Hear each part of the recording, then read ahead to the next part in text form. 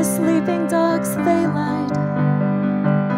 They couldn't turn the tide. We knew it was all the moon, but we still don't know if it's blinding or blaming. And your reflections in your mind are mirrors of the time we knew not to face the music. It always reminds us that we're only human.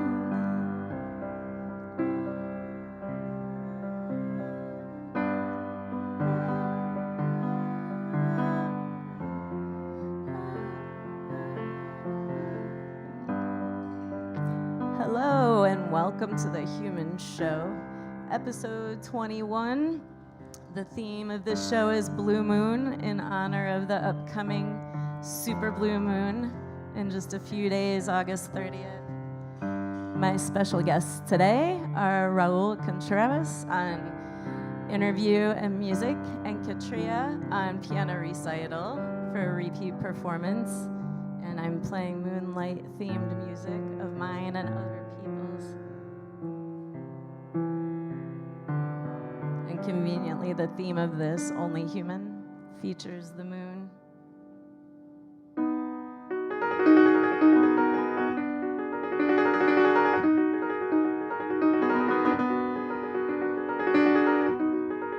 You knew exactly what you always had was all you'd wished for.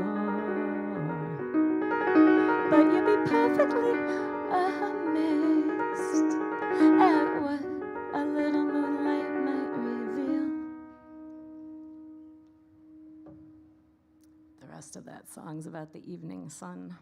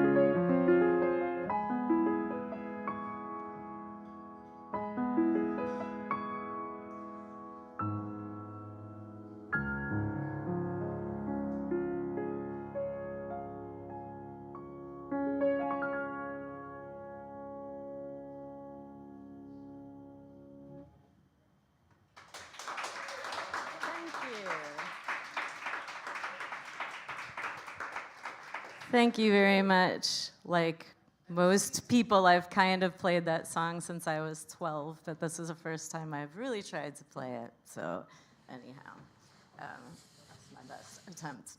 Welcome, Raul. Thank you, Steph. I play that song for cleaning. I think we go like on Spotify with my girlfriend and we'll just play like Debussy. And he has like the popular songs, but then it's so popular that there's like a million different versions. So you'll just be listening to like a million interpreters playing the same song over and over. All right, I want to try that. Yes. Good. Vacuuming. Debussy is good for vacuuming. Excellent. Yay. So I would love for you to tell us a bit about you. I would like to hear what you would say is your life story. Oh, wow. Hi, I'm Raul. I'm the manager at Cafe CODA. So I'm just guessing, first of all, that Steph didn't really have anyone else for this day. And she sees me every month, so she just looked at me and she was like, hey, what about you come out here like one day? And I'd be like, all right, you know. No, yep. Can't drop the ball when you're the manager. I'm relatively new to Madison. I like this town. This is a music town. This reminds me of Austin. This is like the Austin of the Midwest. What brought you here? Randomness. My younger brother. So all my life I was working in the music industry somehow, and I was singing. I was singing a lot and working in production for many years. The pandemic hit very bad, and we had a bunch of shows, and it was going to be a very good year.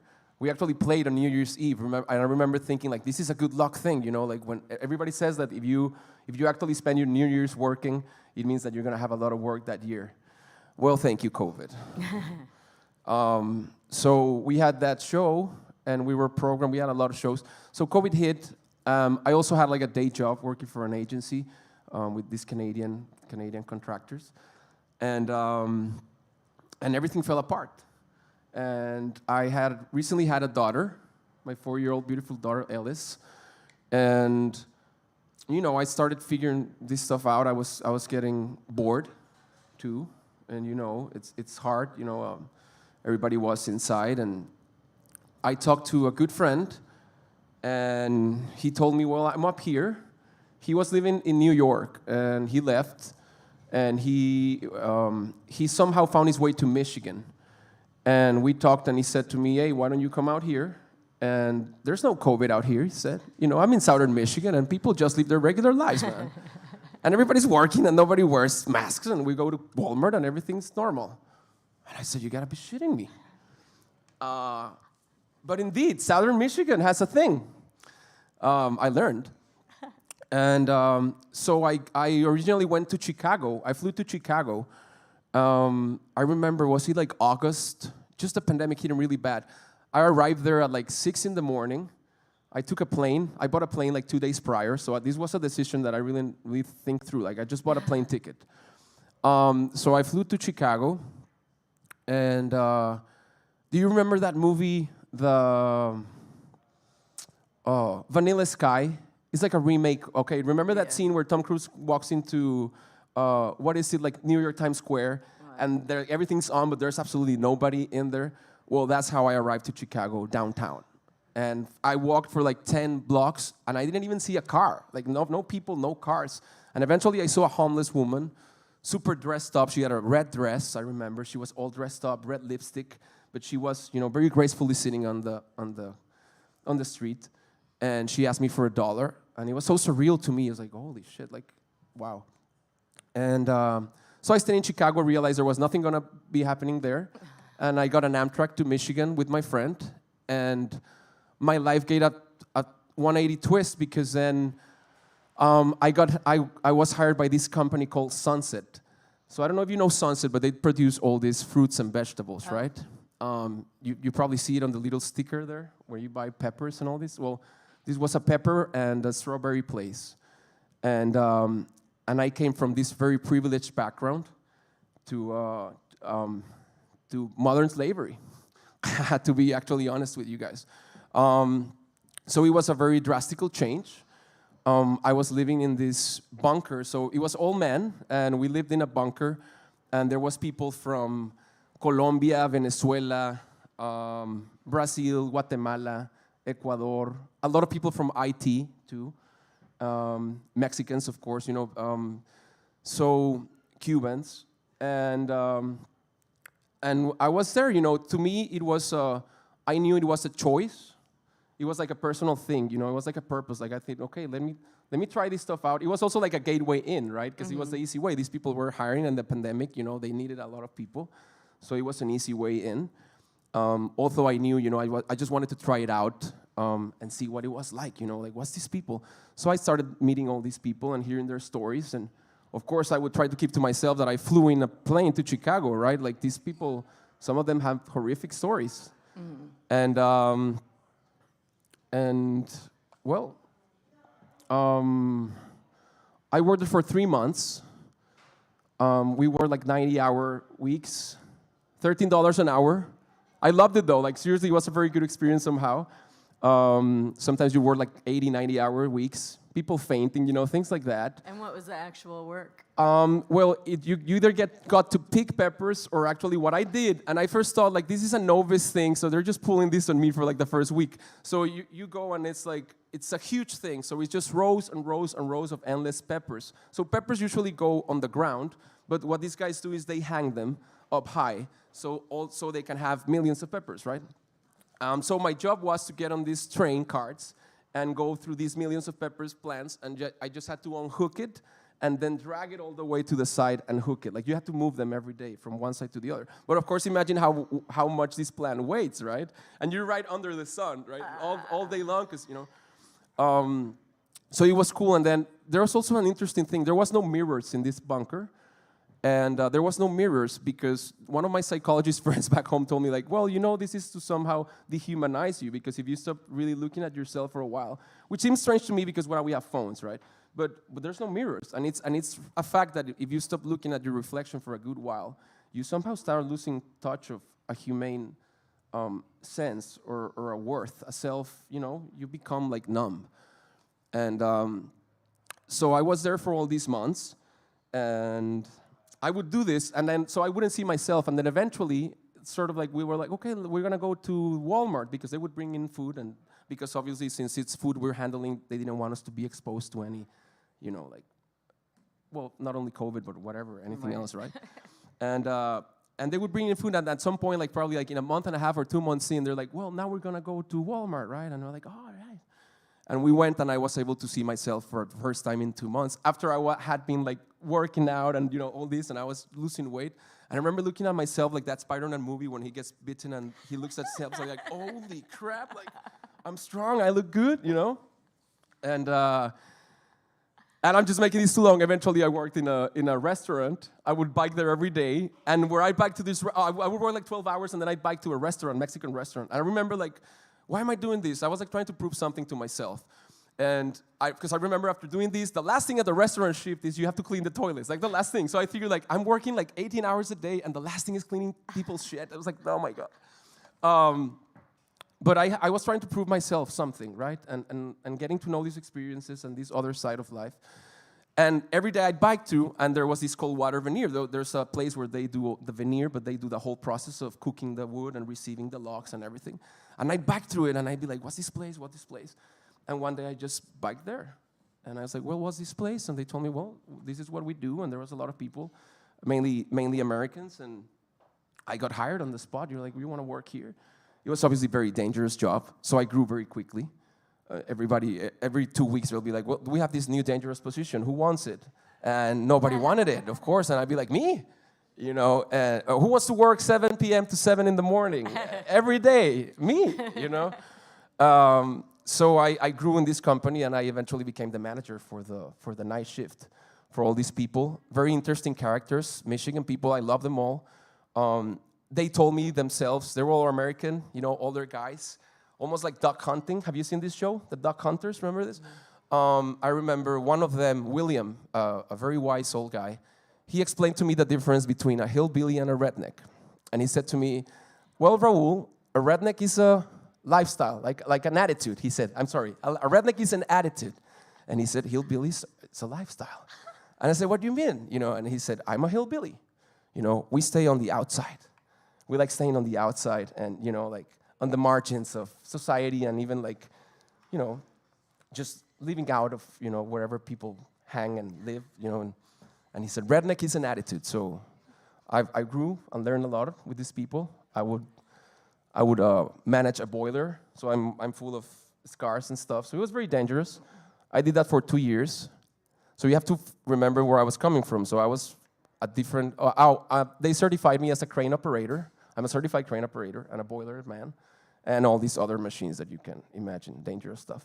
So all my coworkers were missing fingers. All my coworkers were limping. All my coworkers, you know, eventually retired just with a shit ton of problems. Or they'd be like 50 years old but look like 80.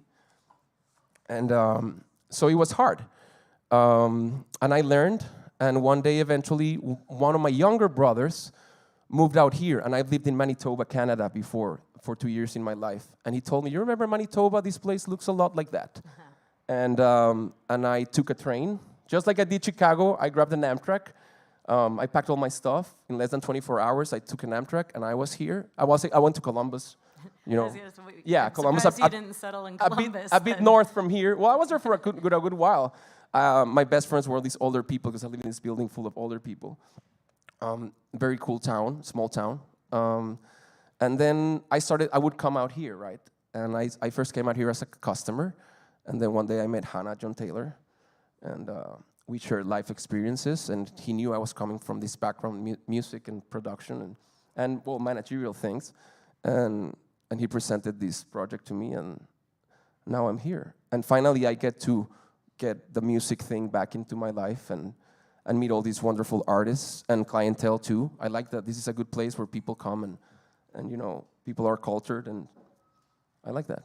Yeah, and it's fun, and it's especially good when you sing during karaoke. Raul sings from behind the bar and has a fantastic voice, which is the real reason that I invited you to be a guest on the show. So back to the snapshot in time, the photo that we used for this show has a story behind it. So why don't you just tell us what was going on when you had that photo taken and the story around that? Yeah. Well, Hannah was actually very pissed with me. I like to say he almost fired me for this picture, but no, he was just So I sent a picture that it's part of an album that we never actually released. So I played with two bands. For 11 and a half years, I played with a band that's rather, you know, they're rather successful, but I left them in 2013. I don't want to go into this, but in 2013, in one same month, I went through a divorce. I lost my 11-year band. Well, I decided to, you know, leave them. And I went through like the worst car crash in the world, but I came out intact. So it was like an identity crisis for a good while. And then eventually I made this other band, which is more like a punk rock thing.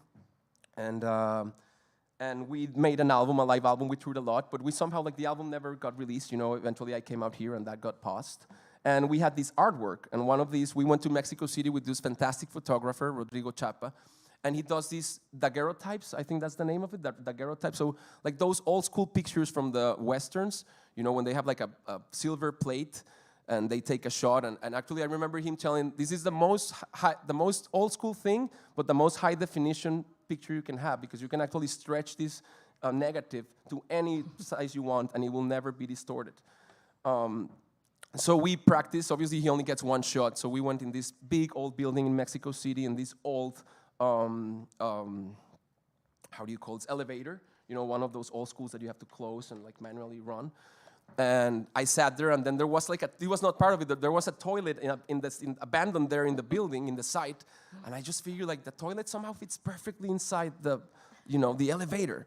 So why don't we just put the toilet there and we just take a picture, you know, like we're sitting in the toilet. Brilliant idea, of course. Cut to now, I just thought, well, they said, why don't you give a promo picture of yourself? And I thought, well, if it's a music thing, I'm just going to keep this picture, right? Oh, my God. People, I got into so much trouble for that, Steph. It's an excellent picture. Well, he just saw it out there, and he's like, why is my manager sitting in the toilet out in front of everybody to see? I'm like, I'm so sorry, man, it's art.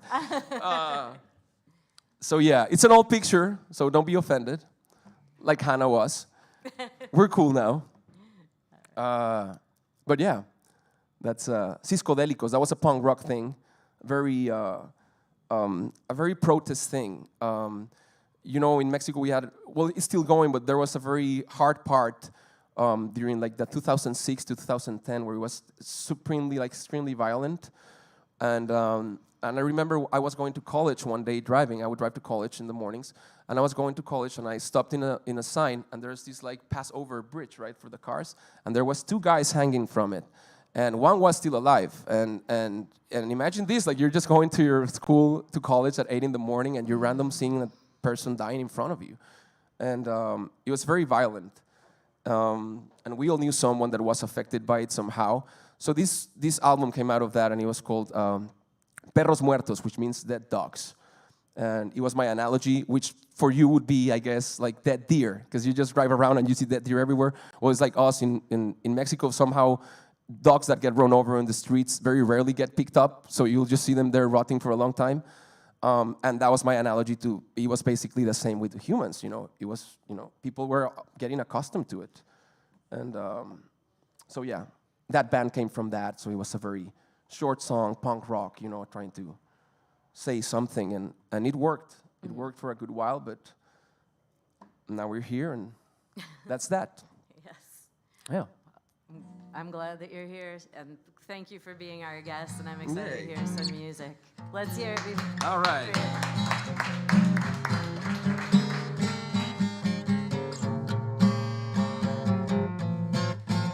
All right. I haven't played in 3 years. So it's strange, but it feels good. And I'm glad, you know, there's Steph invited me, and there's someone out there. I'm going to sing in Spanish. I've been writing a lot in English, but since I haven't really been playing, there's a lot of hard work to do out here. So I'm going to sing some tunes in Spanish.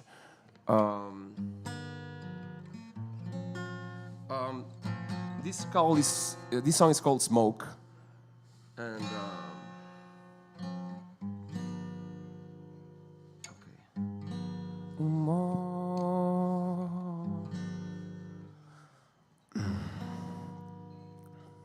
humo para intoxicar el cuerpo y sentir que estoy fluyendo, aunque anclado al suelo estoy.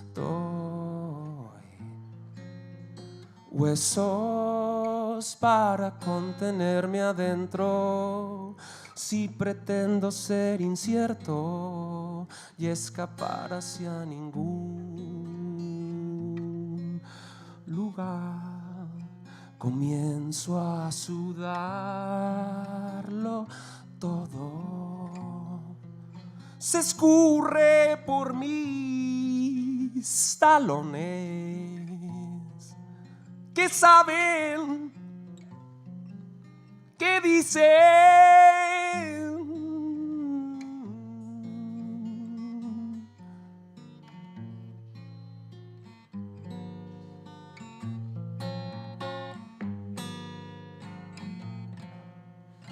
Humo para intoxicar el cuerpo y sentir que estoy subiendo, aunque anclado al suelo estoy. Huesos para contenerme adentro, si pretendo ser incierto y escapar hacia cualquier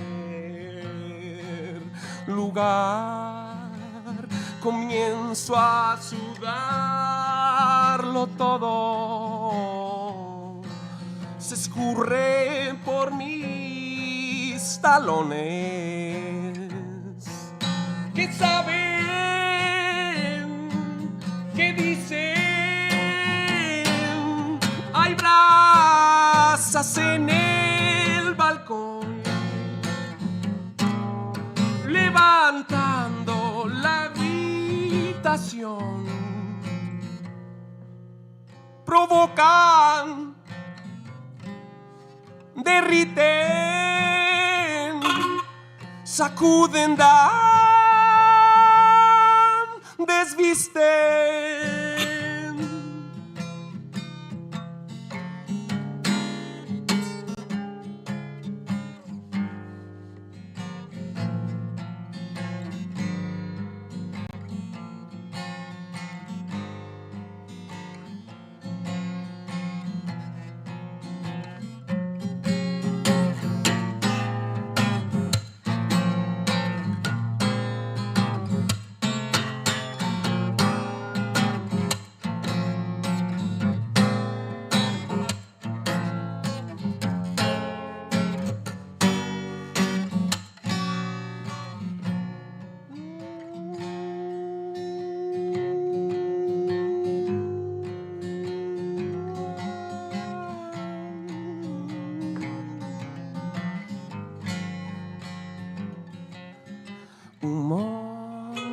para intoxicar el cuerpo y sentir que estoy subiendo, aunque anclado al suelo estoy. Huesos para contenerme adentro, si pretendo ser incierto y escapar hacia cualquier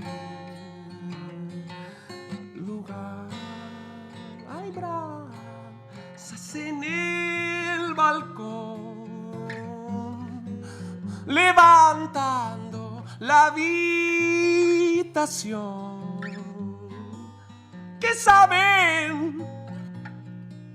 ¿Qué dicen? Hay brasas en el balcón, levantando la habitación. Humo para intoxicar el cuerpo y sentir que estoy subiendo, aunque anclado al suelo estoy. Oh, oh, oh, oh.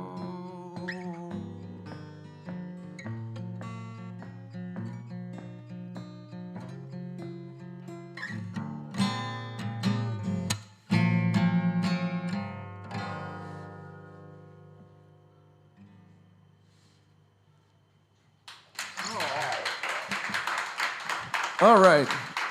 Somehow, it's been a while, but thank you guys. I like History Channel and stuff like that, so I was watching this documentary about Pompeii.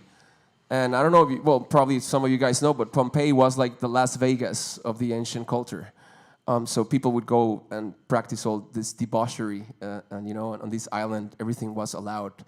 And it was a place where different status quo in society could be together one another, and you know, participating in human and maybe promiscuous and activities.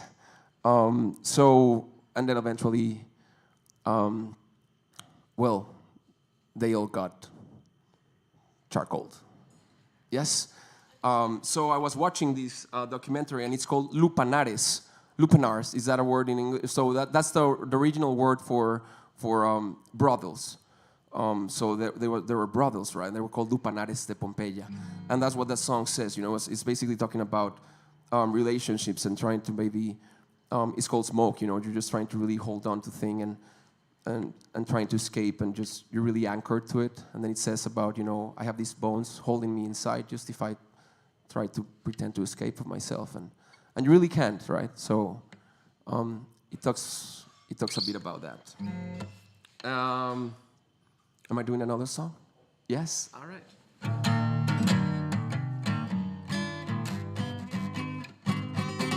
All right. Okay.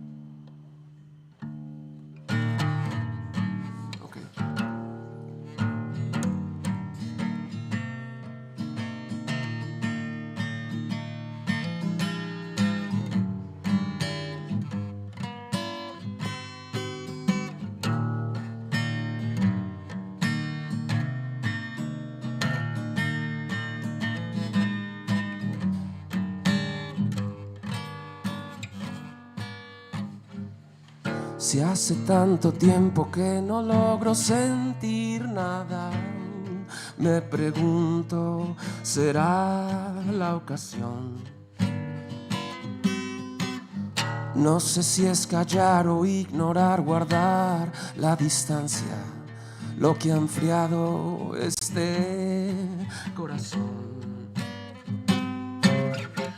Y es que no lo vi venir, sé que es tarde para decidir. Y ahora que por fin puedo sentir solo, me gustaría poder decirte cuánto te quiero. Te extraño y necesito. Vida, si es el final, ¿qué tan alto podemos volar? Si todo va a estallar, ¿qué tan alto podemos llegar?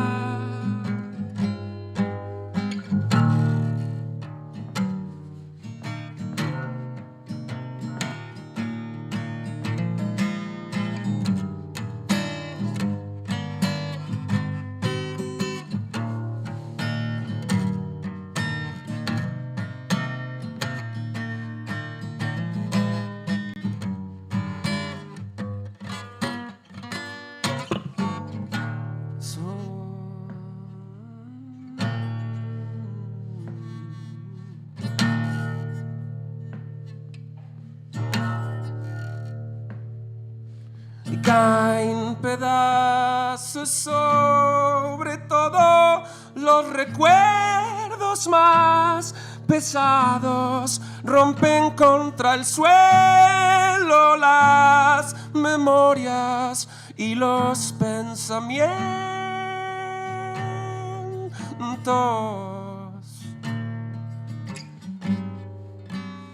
Tomábamos distancia por tiempos, media vuelta y sonreírnos de lejos. Tú en el A, yo en el C. El sistema no iba a conspirar en favor de un par de pendejos. Mañanas largas, soñar despierto, perdidas esperando el receso.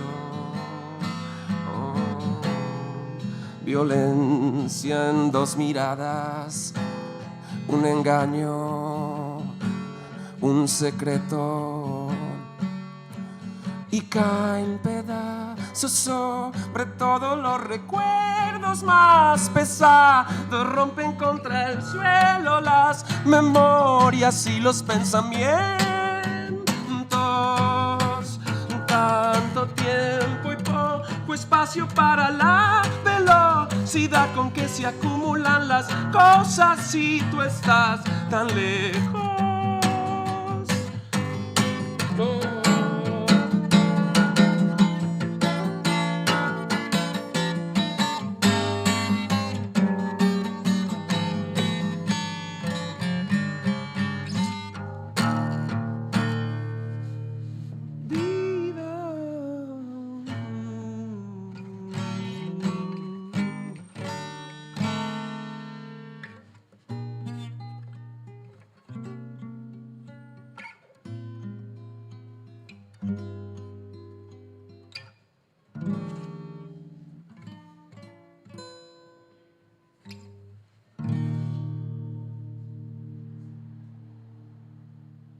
CODA. Ow! Or something like that. All right.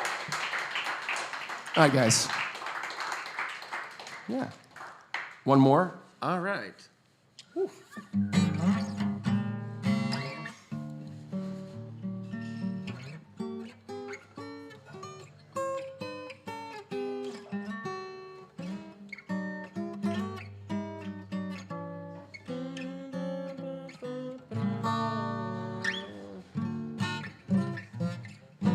Okay, this is called the song Cuídate. So the other two songs I wrote, actually the first one, no, I'm sorry, the second one I just played, I wrote for a band called Los Claxons, and it's actually like a rock pop song that is really up-tempo. It's not really my forte, I'd say, like I just play guitar enough so that I could write these songs, and my forte would be like writing and singing, I guess somehow, or at least I believe so. I want to. So I wrote that song for those guys, and you know, I told you about like this punk rock thing. So I'm gonna play one of those songs. It's called Cuídate, which means like take care of yourself, but almost like in a beware mode. It's a type, you know, it's like take care, beware, and it says wherever you may praise, wherever you search for love, bleed profusely, pour into the air. Wherever you look for something, just beware, beware. And then the chorus says, beware because you're gonna get pushed down the staircase. Beware because they're gonna feed you rocks to see if they can asphyxiate you and keep you down. And beware because if you're not careful, they just might drag you out the exit. So it's a very poppy song too, but it's just trying to spread out the message. Whatever you do, whatever you like, whoever you hang out with, it's okay. As long as you have good intentions, but always take care of yourself.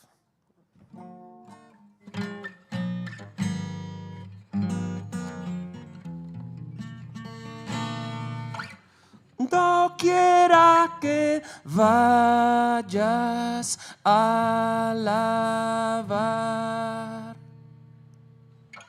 doquiera que busques el amor,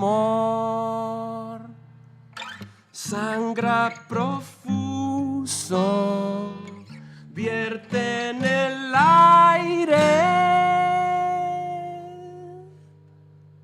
Doquiera que busques algo. Cuídate, cuídate, te van a empujar por las escaleras, te van a asfixiar, te van a alimentar con piedras para que te hundas y no te levantes. Y escúchame, escúchate, van a sesgar hasta las mentiras. Y fíjate, fíjate, se van a ocultar en plena luz del día. Te van a desaparecer, te van a llevar arrastrando a la salida. Si no te cuidas, cuídate, cuídate, te van a empujar por las escaleras, te van a asfixiar, te van a alimentar con piedras para ver si así te hundes y no te levantas.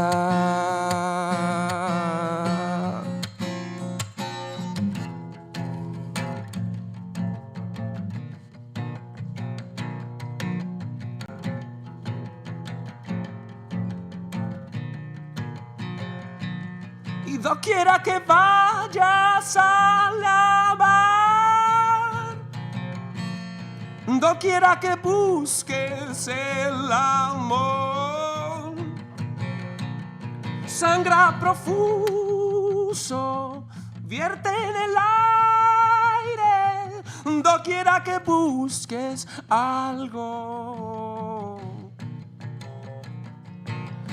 Cuídate, cuídate, te van a empujar por las escaleras, te van a asfixiar, te van a alimentar con piedras para ver si así te hundes y no te levantas.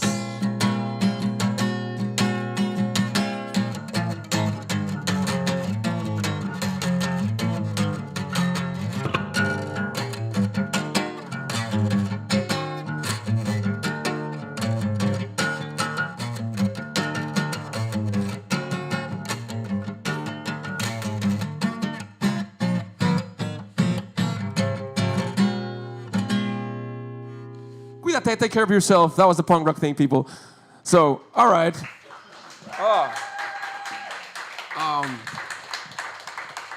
That was the Poison. Thank you, Steph. Thank you, guys. Welcome to Cafe CODA. This is a monthly event, but please come back always. We have a lot of dancing, a lot of jazz, good music, and hopefully good stuff. All right? Yay.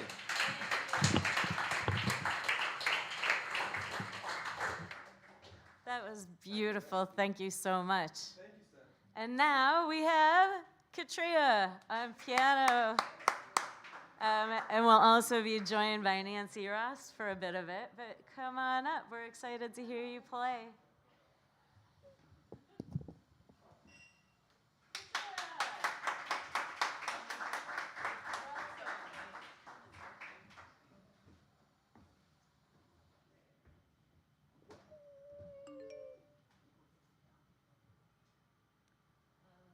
Let's get me adjusted here. Okay.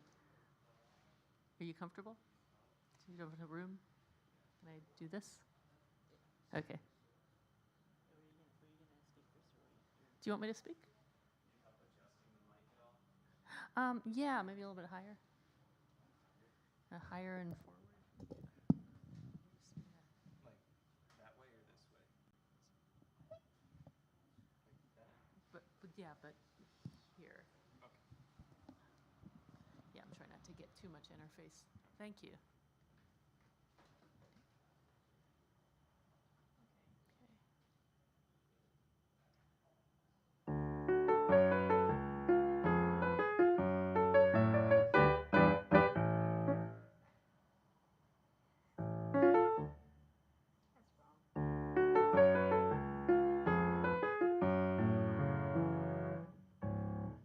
I see the crystal raindrops fall and the beauty of it all.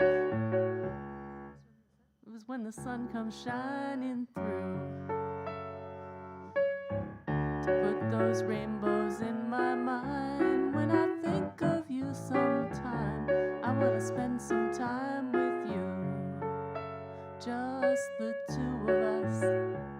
We can make it if we try. Just the two of us. Just the two of us. Just the two of us. Building those castles in the sky. Just the true of us. You and I. We search for love, no need for tears. Wasted water's all that is, and it won't make no flowers grow.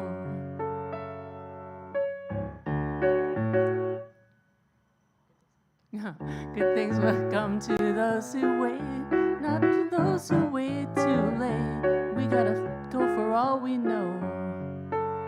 Just the two of us. We can make it if we try. Just the two of us. Just the two of us. Just the two of us. Building those castles in the sky. Just the two of us. You and I.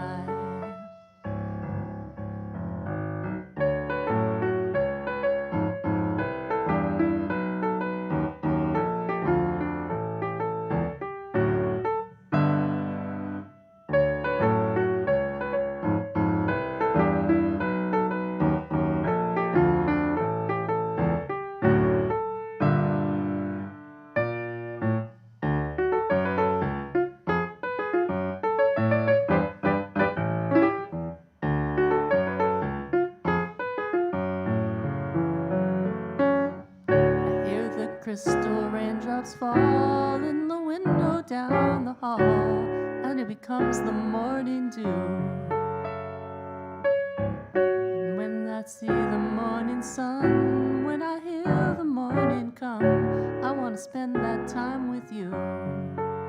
Just the two of us. We can make it if we try. Just the two of us. Just the two of us. Just the two of us, building big castles in the sky. Just the two of us, you and I. Just the two of us. Just the two of us. Just the two of us. Just the two of us.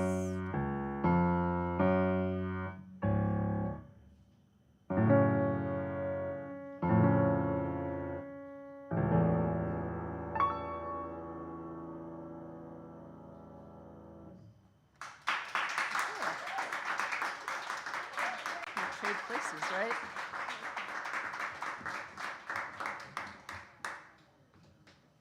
All right, so we're going to do some improvs now. Oh, you want to talk to the people in the mic? No, okay.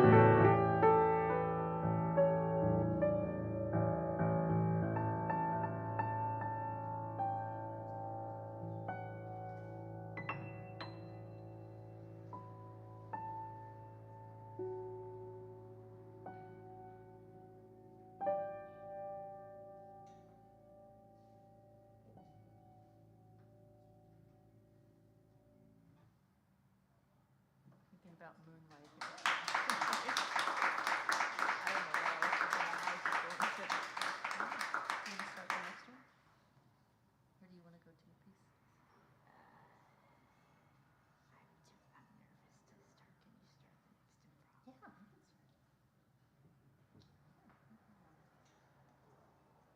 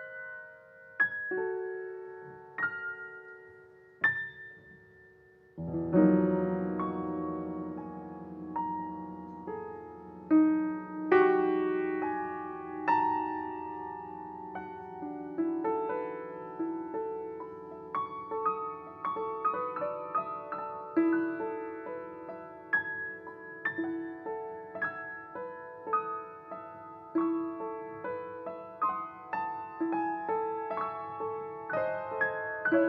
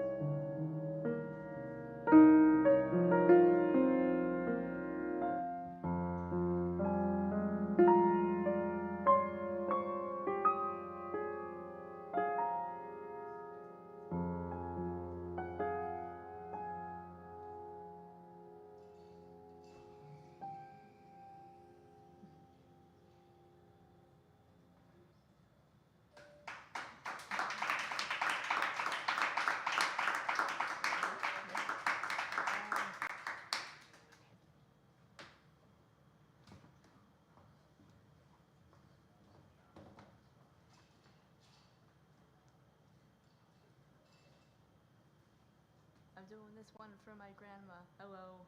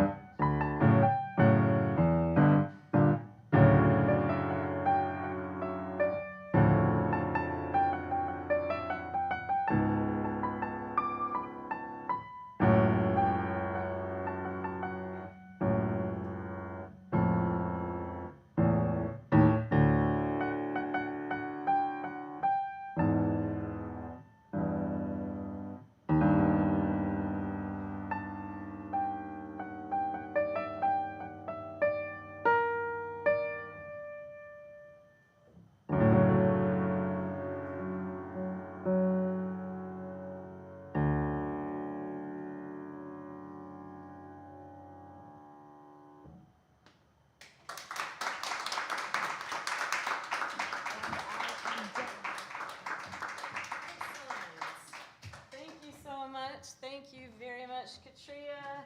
Let's hear it again. Everybody.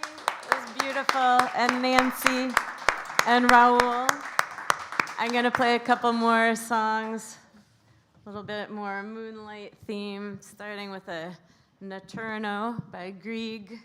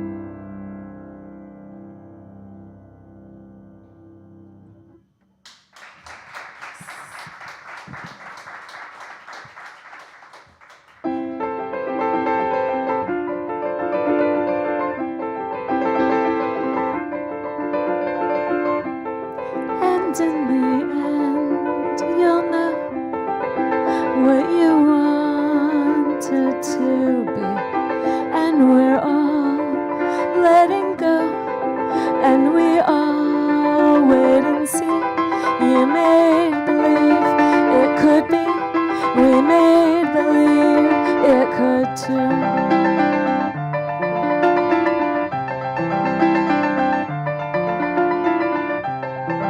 And we all wait and see, and we all read the truth in the waves of the sea, in the light of the moon.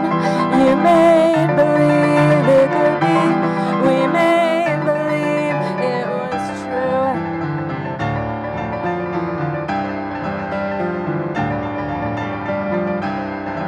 And we all wait and see, and we all come unglued, and we all make believe, and we all speak the truth. You make believe it could be, we make believe, and it's true. We make believe, we make believe, we make believe.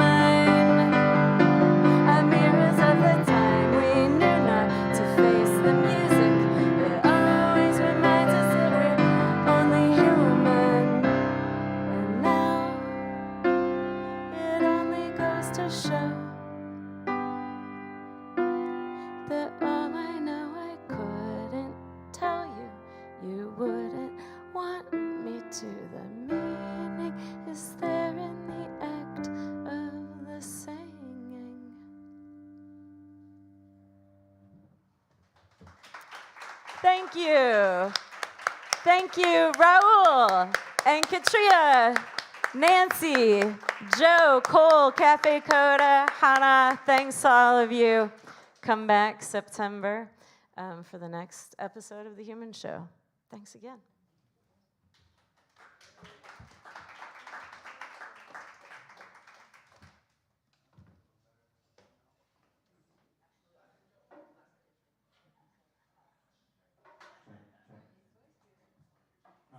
In the next few months here, we're going to be starting up Cool School, which is an event hosted by Hannah John Taylor,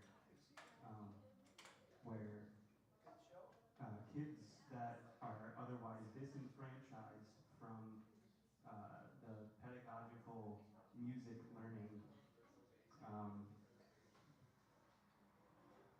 music school, maybe their behavior is so marginal that their little music teacher can't handle them.